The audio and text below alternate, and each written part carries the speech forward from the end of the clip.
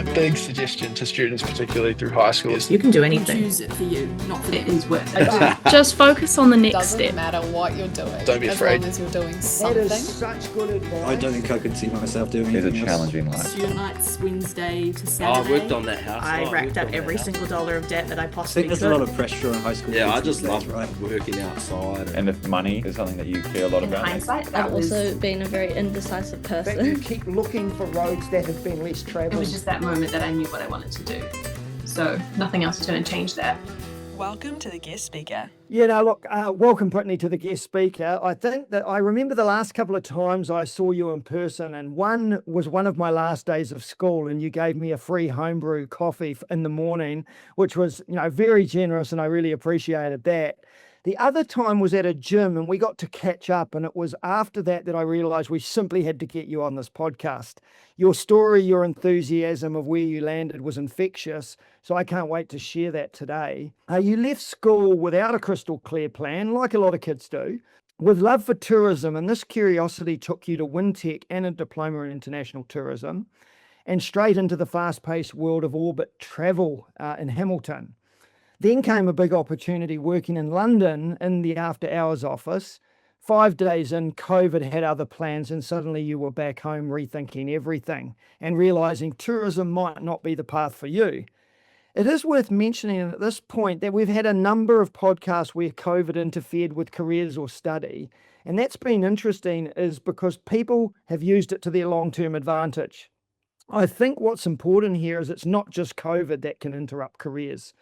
Losing a job, a company going under, feeling dissatisfied, family, needing to relocate, and listening to how people coped with that adversity is really important for all of us for career navigation. So whether it be, kids in the future might not remember COVID or even know what it was, but it's more about that pivot. Instead of floundering, you did pivot at age 26. You headed to the University of Waikato and jumped into a Bachelor of Social Science, studying psychology and geography, go you. And that age, I think, is really, really important. It highlights to school leavers that 18 or 19 does not have to be the start of tertiary study or training. And some might say 26 is actually the perfect time. You love learning, but there was still this missing spark until a simple comment from a gym friend changed everything. You'd make a good personal trainer. We had Victoria Toy on, who became a beautician, and she got a comment from a friend too, you'd make a great beautician. Maybe a lesson we all need to learn is listen to our friends.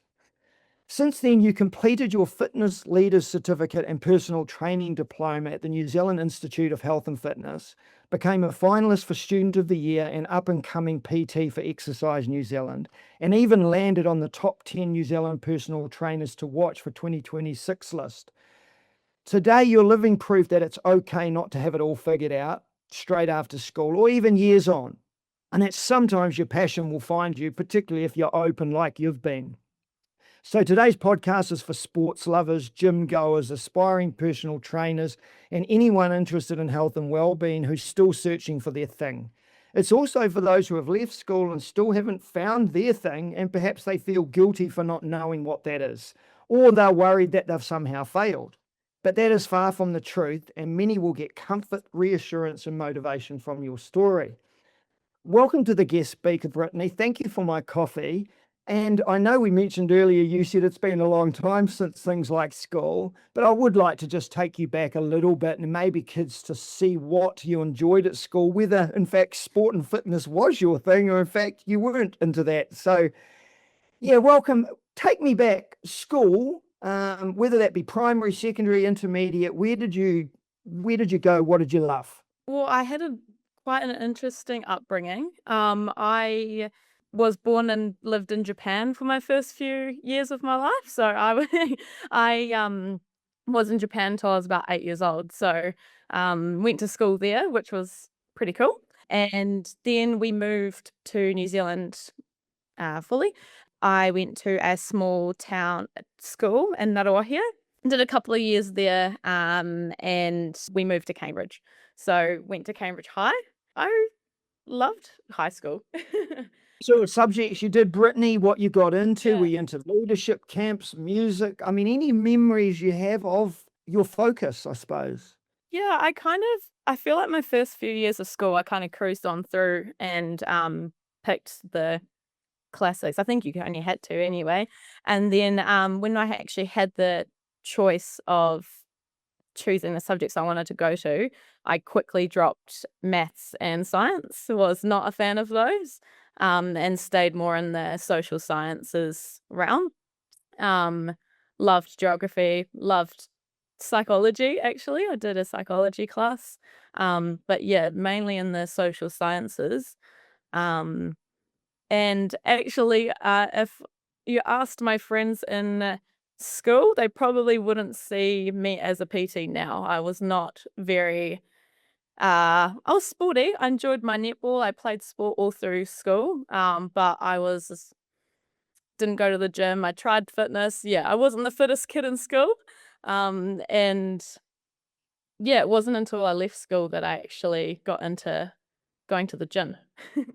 That is interesting because it's like me. I mean, I wasn't the brightest kid at school either and went teaching. So I'm wondering whether there is something in that. You understand what it's like to work hard. You weren't a world-class athlete by any stretch. So, yeah. What were your sort of marks like? And I'm also thinking the science might have been in the future probably quite useful, but not criminal, but yeah. Yeah. What were, what sort of grades did you get? You went right through to year 13, etc. Yeah, I went right through to year 13. I want to say in my first year 11, I was on the above average side of grades. But then in my last couple of years, I kind of lost where I was going with school, and I was passing, and I was passing with good grades. But I wasn't at that top end. I wasn't like an excellent student. But yeah, no, I did quite well in school. Yeah. Oh, you represent the masses, really, isn't it? That's where most kids sit. So when did you, I mean, I mentioned earlier in my introduction about where you were going after school, but when did you start becoming concerned with what you'd do after school? Where did you maybe go for help and support? Yeah, and how did that pan out for you? Just so kids sitting there can realize how you went about your first step. I think I remember having a chat with my dad, talking about what subjects I should take in those last few years of school. And he always said to me that I should do the subjects I enjoy, and also something that could turn into a career outside of school. Probably wasn't until my last year of school that I actually took that seriously, especially with everyone that I spoke to in school kind of knew what university they were going to or what they wanted to do or what career they wanted. And I'm sitting there going, I still don't really know what I want to do. I knew I loved and had a passion for travel. And I wanted to take tourism as a subject in year 13. But I remember getting pulled aside. I can't remember who my dean was at the time, but was being told I was too smart for it. And that I should take something else that I was interested in, which ended up being psychology. And yeah, I loved it, loved learning about it. And I did want to study it outside of school. But one thing stuck with me was Dad always said, like, what job are you going to get out of studying this? At the time, it was just something I enjoyed. So I didn't actually know what I wanted. Teaching was always something that I was told that I should do. I guess a lot of people saw me as someone that would be a good teacher. In fact, that's why I went to university to be a teacher, but it was never something that was it really grabbed my attention and wanting to do. I couldn't decide whether I wanted to be a primary school teacher or a high school teacher. I knew it would be fun and it was something someone said I'd be good at, but it wasn't like I'm super interested in it. So still went to uni and studied psych and geography, and I loved it, loved the learning side of the things, but I think it wasn't until my second year of uni that I was like, oh, I don't see it working. Isn't it Right. funny, Brittany? Like sometimes we get the joy of listening to the story backwards, and things kind of seem obvious, but not. Like even this, I'm hearing people say like you'd obviously be a good personal trainer, a good teacher. You like the psychology, you like this. It's like that whole personal training thematic is there, but that's just not what's being said. Like the fact that people think, oh, you'll be good at teaching people, coaching them, the psychology. Like I'm already seeing those start to come through from hearing it. Yeah. But was that ever a discussion or a thought that crossed your mind? Was the space you've ended up in when you were in high school, or it wasn't even on the radar? Wasn't even on the radar, to be honest. I didn't take anything apart from, I think I even dropped PE in my last year of school. Like it just sporting apart from playing netball in itself that's all I knew. Um, and it wasn't until I joined F45 outside of high school that I did really well in a challenge. I lost like quite a bit of weight. I actually saw the enjoyment in exercising itself. It's really strange. um, enjoyed beating myself up at the gym. So it wasn't until then that I was like, oh, this could be a career opportunity for me. Yeah, yeah, it's odd. I guess that's why I always thought, oh, I'll be a teacher. That's something I'd be good at. But yeah, it wasn't until I actually started doing these classes and actually found my real passion. Yeah. It's a big difference, isn't it, in schools? Kids are, well, they're in sport. They're not Yeah. into fitness, care, well-being. It's a completely different world. And I suppose you reached an age where care and well-being and things were suddenly a focus. I mean, we had Stephanie Rosbicki on, and she became a nutritionist after the same sort of process. Not sport, well, she was less sporting than you, but suddenly liked the self-care and the idea, and suddenly that took off. So I think maybe there are some kids there that need to consider, yeah, this whole world is not about sport. It's actually about something completely different: well-being, fitness, those sorts of things. I think too, my self-confidence with going to the gym definitely brought a different aspect into it. I know in my last year of high school, I did World Challenge. Do you remember that? Like wait, tell us. I think I know, but I don't know. What's World Challenge? Yeah, it was. I'm not sure if it carried on after I did it in school, but it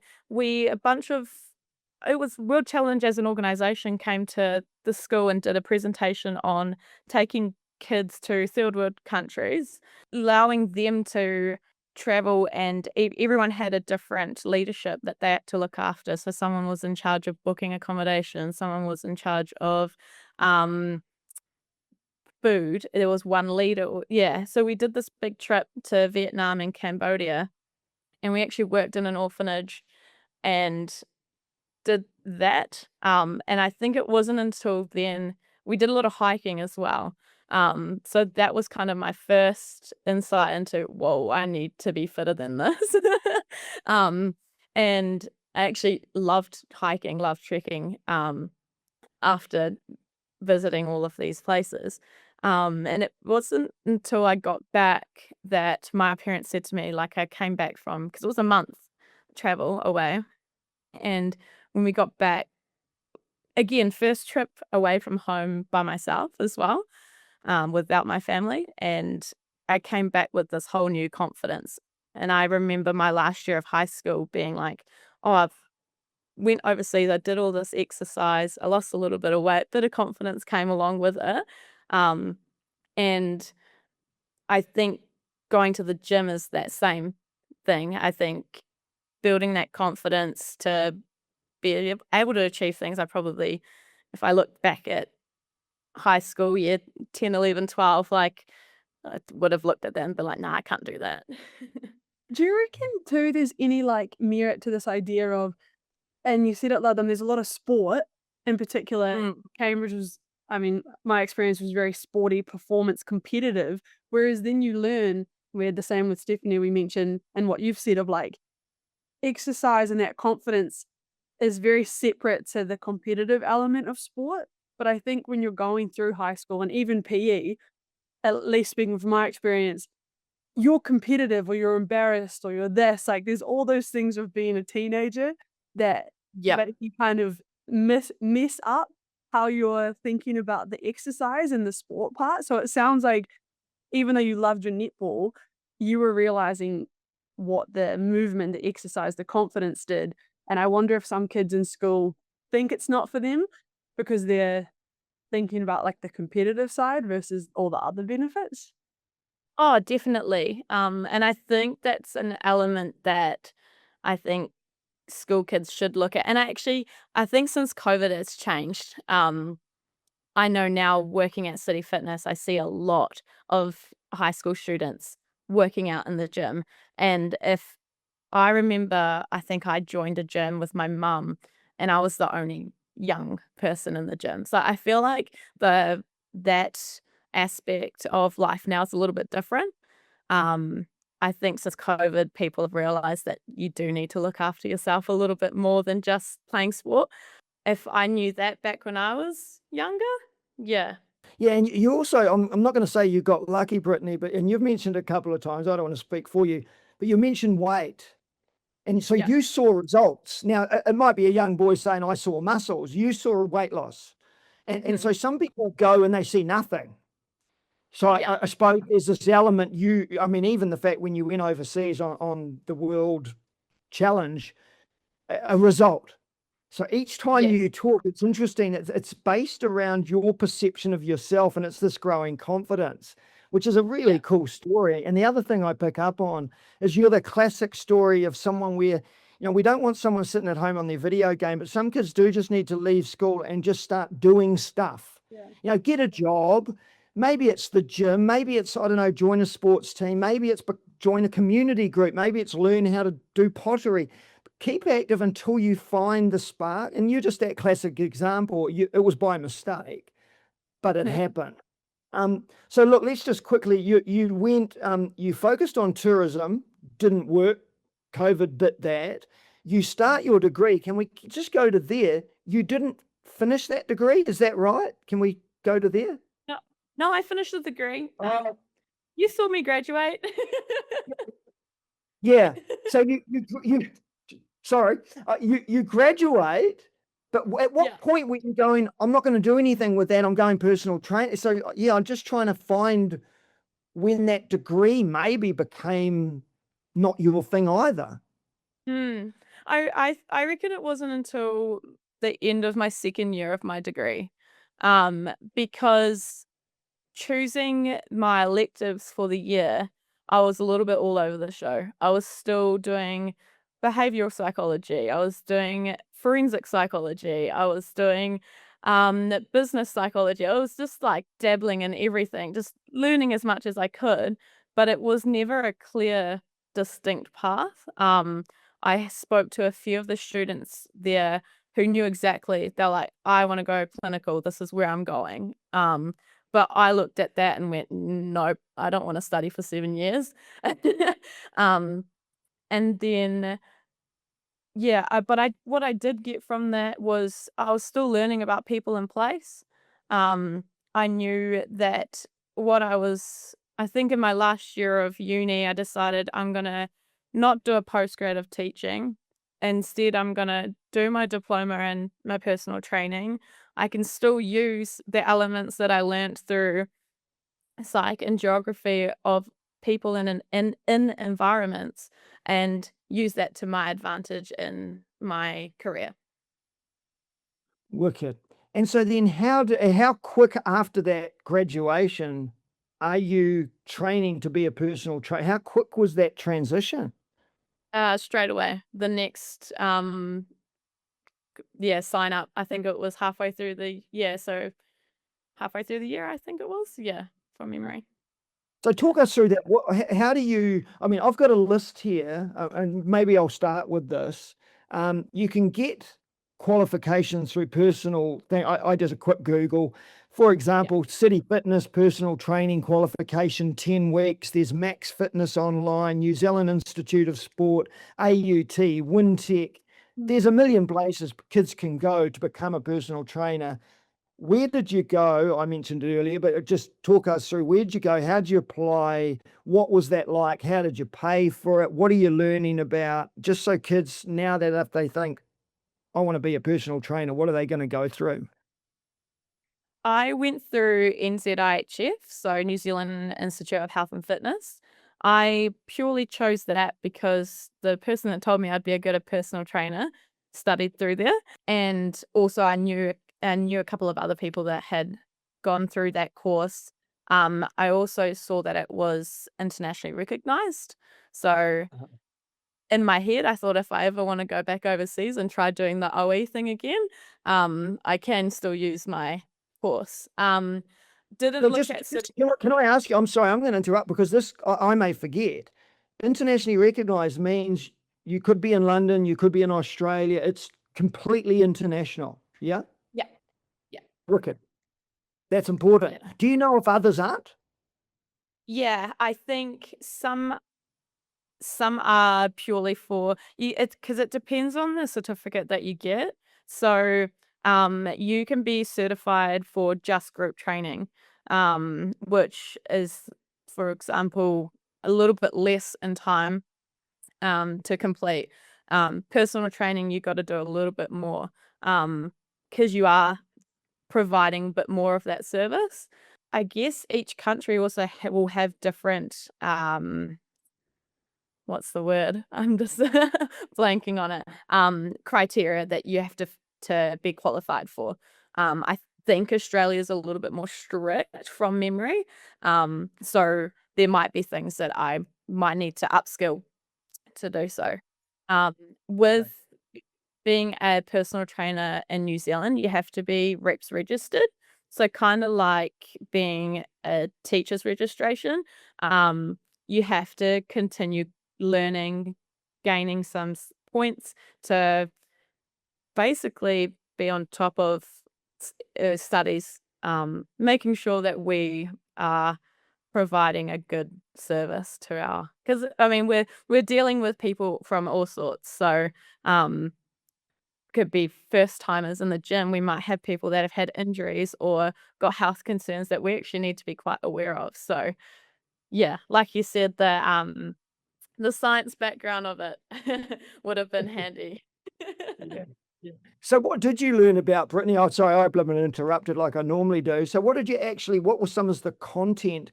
How were you assessed? And maybe if you remember, how did you pay for it or how much did it cost? Just so someone sitting there might get a view on that too. Yeah, of course. So my course was, oh my gosh, at the top of my head, I think it was $9,000. And we could either pay it in full or pay it off. So I'm still paying it off because student loan. Um, and it was a different, it didn't actually go onto my student loan. So I'm doing it through a different provider, just paying a weekly deposit. What was the other question? Sorry. What were you actually learning? How long was the program? Are you learning units of work? Is it anatomy? Is it injury, like you said? Yeah, what is the learning and how are you assessed on it to know if you're any good or not? Cool. So what I loved about NZIHF was I could still work full time and study through the course. It was about, I want to say 90% online, and then we would spend one night a week, and it was 3 hours in person going through our online course that we had gone through the week, and then doing the practical side of things. So we'd go through our course outline for said week. It could be a chapter. We went from, actually psychology, anatomy. We went into a whole range of things, how to have our own business, because I'm actually a contractor to City Fitness. So this is I'm employed by City Fitness, but it's my own business in the gym. So learning how to run a business was also part of it, and then how to market yourself, social media, all of the elements. It also, what I really enjoyed was we could choose some electives as well. So I can't remember at the top of my head how many electives we had to tick off. I think it was 8. And throughout the course, it was a full day elective, and they would get a specialized person, whether that was pre and post natal, so pregnancy. It was high intensity workouts, boxing. We had a whole range of different elements that we might want to go to as coaches. So I could specialize in just working with um, high intensity workouts, so they're group classes, which is kind of the route that I have gone. And then there were other people in the class who really enjoyed boxing, so they made sure that they did that course just to learn a little bit more, because at the end of the day, we are writing programs for people, and that was something else we got taught, obviously. Yeah, so lots and lots of information crammed into about 8 months of study. Wicked. Because I'm thinking there's a wonderful, if you are stuck at the end of school, enjoy a bit of fitness. If you just want to get your CV started, like, because you could be like Grace looking at sports psychology, you could want to be a coach, maybe a teacher, a firefighter, anything. This is going to really help. It's about how to teach someone, really, and it's about movement rather than maybe books and that, like my teaching. So I think it's really wicked. How much of protection is there with liability, in terms of, like suddenly you've lumped 500 kgs on my back and it snaps, like, was there that element to it? Yeah, absolutely. There were definitely parts of the course where we were tested on what we would do in certain circumstances. So, if someone came in and they had a certain injury, what exercises would you avoid, kind of thing. We also have to be, it also comes under reps registration, where we're covered if anything happens. But we also have to make sure in our contract too that the client itself is aware of liabilities as well. Yeah. So yeah, we have to be super careful.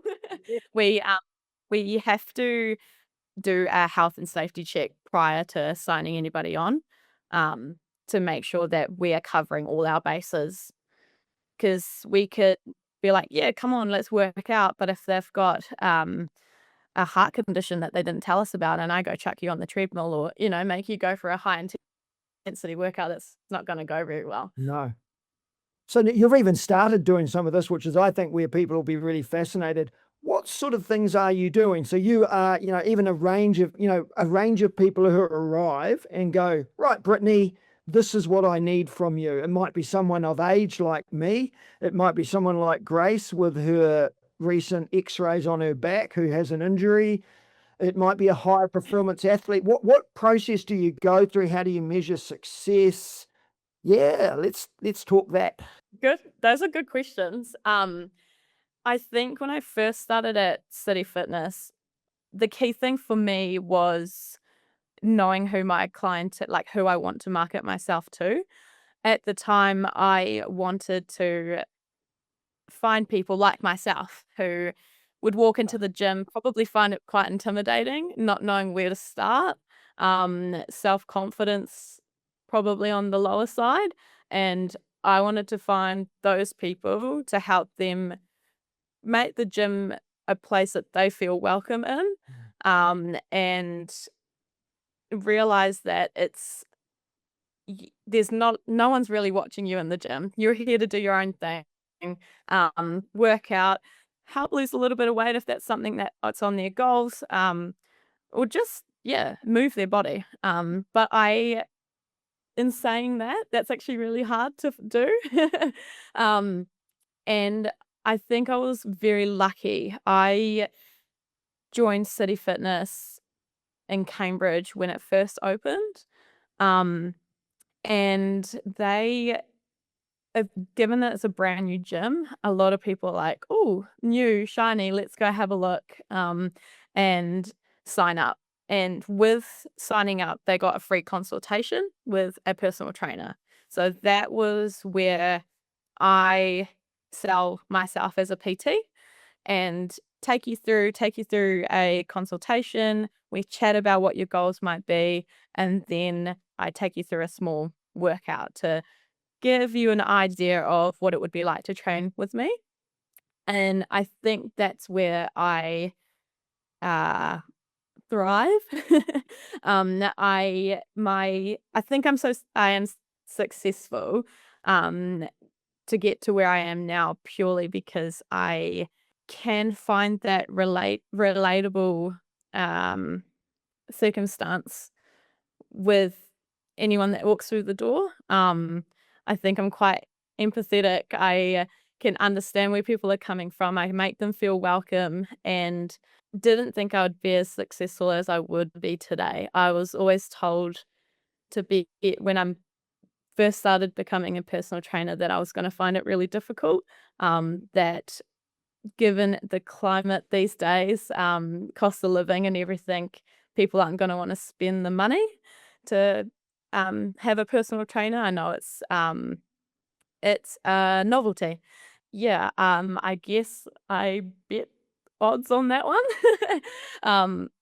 About 6 months into working at City Fitness, I was still working at Homebrew at the time because I wasn't sure if I could make it as a full-time PT, and I kind of clung and hung on to Homebrew for as long as I could, just because with personal training, it's not necessarily a consistent income source. So I held on for as long as I could, holding on to the cafe work, and decided working 1 day a week at Homebrew for a little bit of extra cash wasn't smart. So I needed to just dive in. It was really scary.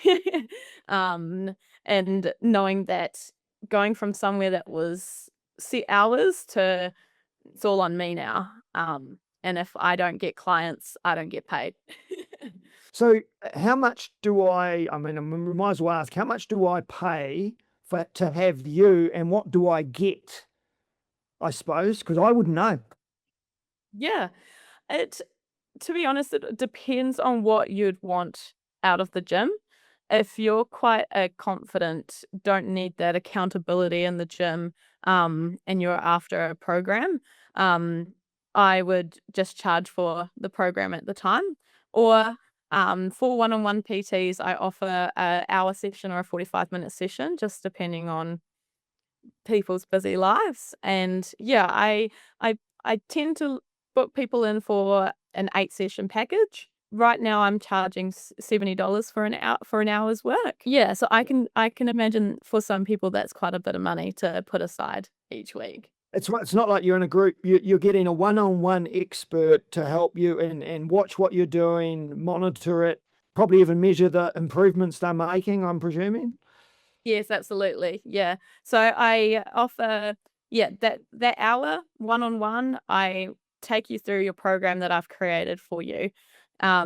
Depending on how often they want to come into the gym, I will set them up with, say they want to train 3 times a week, I'll set them up with 3 plans to go through. For some, it's a little bit more. They need a little bit more accountability, so I check in with them a bit more frequently. Or at the moment, I've got a nice group of people and we're doing a 6-week challenge. So I've got them all on an online app and we're pushing each other. So yeah, it's cool.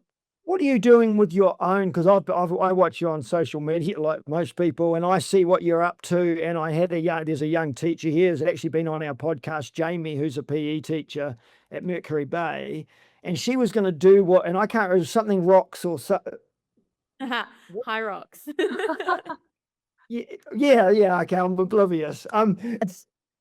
So what are you doing? Because obviously this is the thing with personal trainers. It's not like their career ends and then they just start wandering around gyms and you're continuing your journey, which is the whole reason you're leveraging your experience. Talk me through what you're up to and High Rocks and all the rest of it. Yeah, absolutely. I just completed in High Rocks. I did it as a doubles.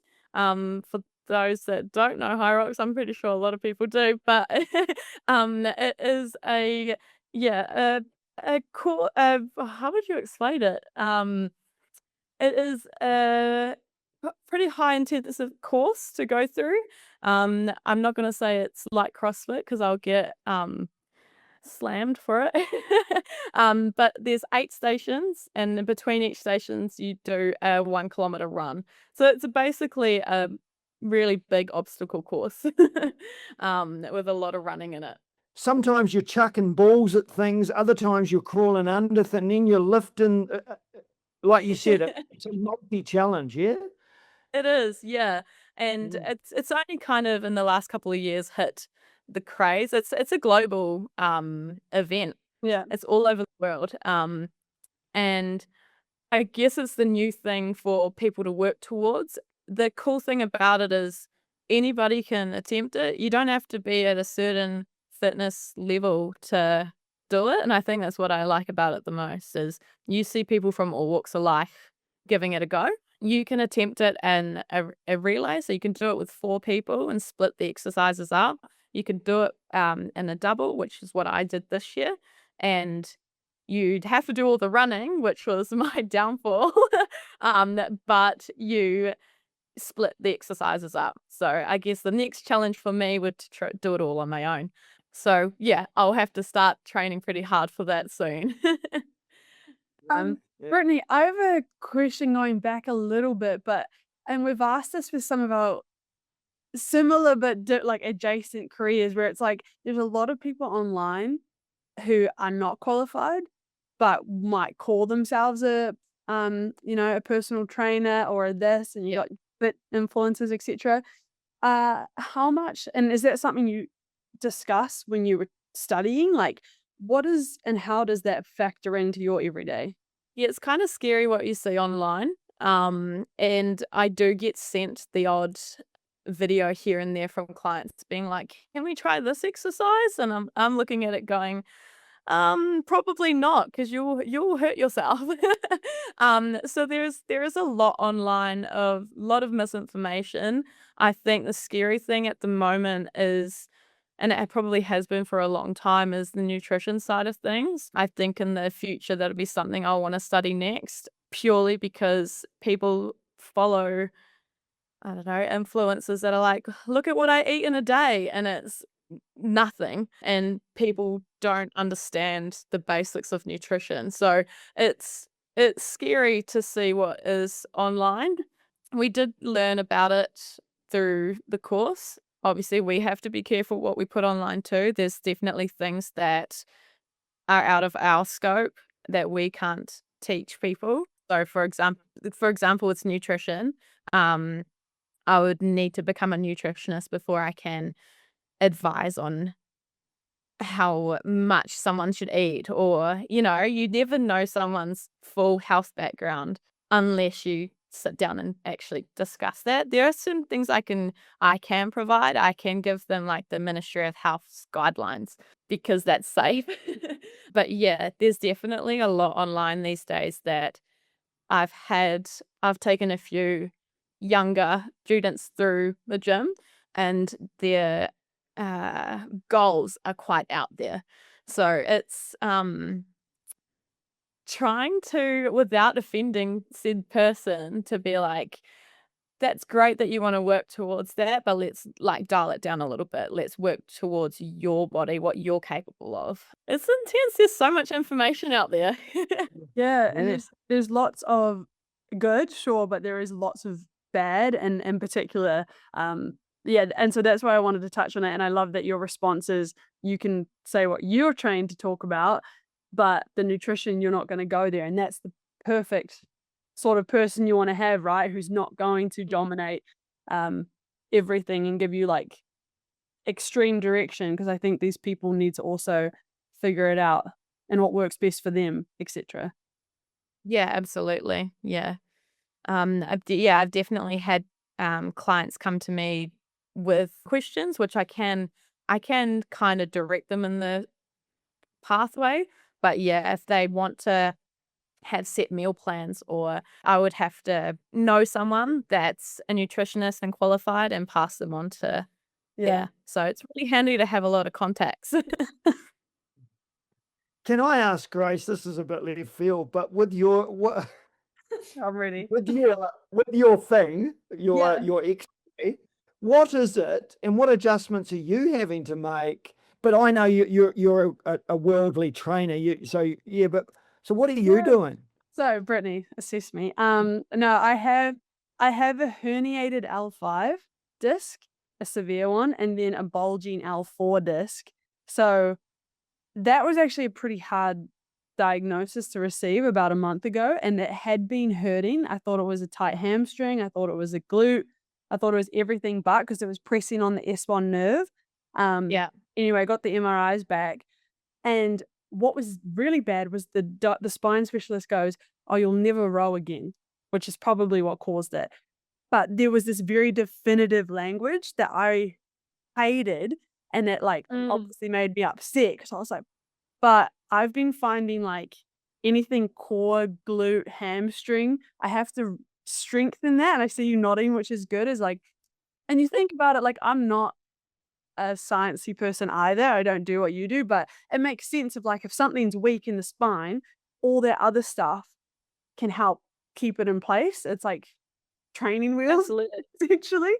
But if someone like me came into you and had, the herniated disc, where do you even start? Gonna start. Yeah. So where I would start with that is make sure that they are medically cleared to exercise with me. I don't want to worsen anyone's injury. I think because I'm so new as a PT, I've done this for a year and a half now. I'm still learning. There is so much that study that taught me in terms of the basic fundamental movements, but there is so much more out there that I need to learn. So in terms of an injury like yours, I would first make sure that you can actually come back and train with me, and then I would actually see if there was any way I could be in contact with your physiotherapist and talk with them to what extent, how much of an injury you have and what we can do to work together. And I think that's the cool thing about personal trainers. And I think it's something that's underestimated about us. We work a lot alongside people with injuries, and we help. Yeah, how do I explain it? There People don't know what they're doing in the gym. You go see your physio and they're like, "You need to work on strengthening your glutes." And they're like, "Cool, I'll do that." And then they go to the gym and they're doing something completely wrong. You Yeah. Google something, or YouTube is actually kind of helpful if you get the right ones of the exercises, but that's rogue. Do you think, and I'm so sorry to interrupt you, but do you reckon too, part of where your psychology background comes into help is my issue is pain is subjective. Same with people pushing themselves in the gym. And Mhm. you kind of have to interpret that. With my injury, I went to honestly 4 different physios and no one thought it was a herniated disc because I wasn't expressing myself as someone who had a herniated disc. But pain Yeah. is very subjective. So when you're working with clients, and you said with the challenge you have now with so many people, how do you toe that line? And I know I'm going a bit on a tangent, but how do you assess and interpret oh, this person's really hurting, or I need to encourage them, and we all Yeah, it's a fine line, because you wanna push them to their full potential, but you also don't wanna hurt them. And I guess with that, I always check in with them and see. I like using the scale of 1 to 10. On a scale of 1 to 10, 10 being, extremely difficult, 1 being pretty simple, pretty easy. How difficult are you finding this exercise? And if they're sitting around a 5 or 6, I'm like, "Okay, cool, I can push you a little bit more." But in saying that, if I know that they've got an injury, I will scale it right back, and I make sure we progress each week in a safe manner instead of just, yeah, let's lift as much as we can, as hard as we can. Which there will be some trainers out there that probably do that. So it is scary. There is a lot on the line.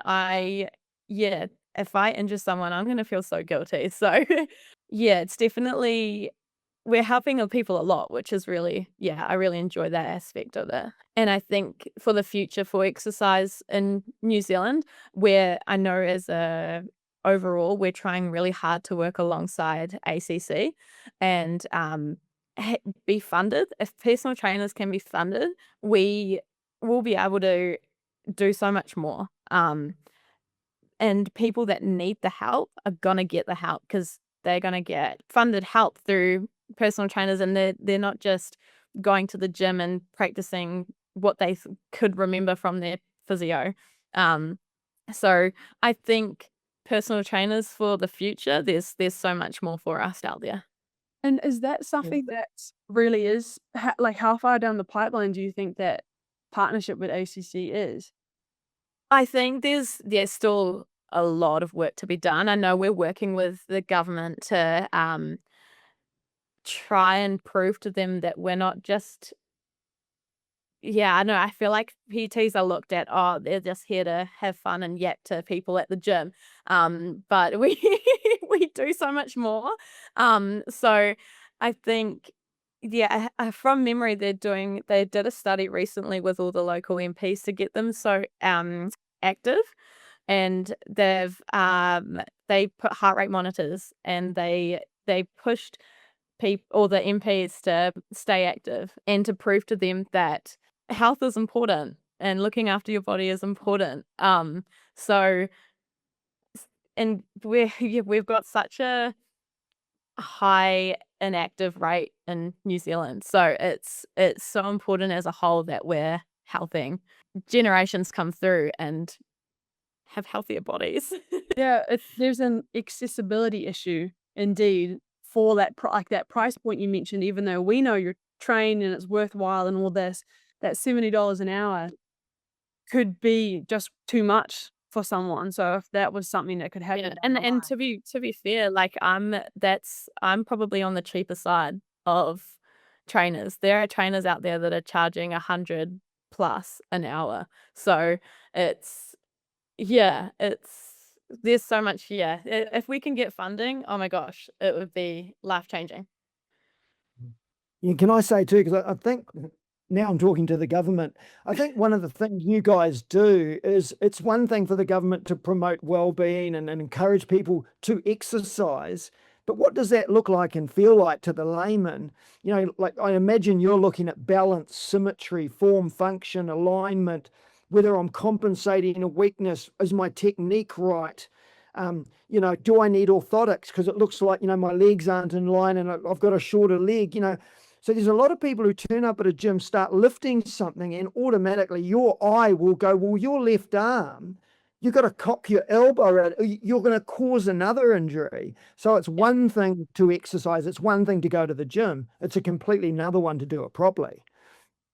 Well, and at the end of the day, if we can help more people through the gym, we're actually going to save you money down the line. Like if you're coming into the gym and you don't know what you're doing or form's wrong, like it's so easy to injure your back, knee injuries, and here you go, you're spending more money going to see a physio, getting specialists. Yeah, so it's like it's a catch-22.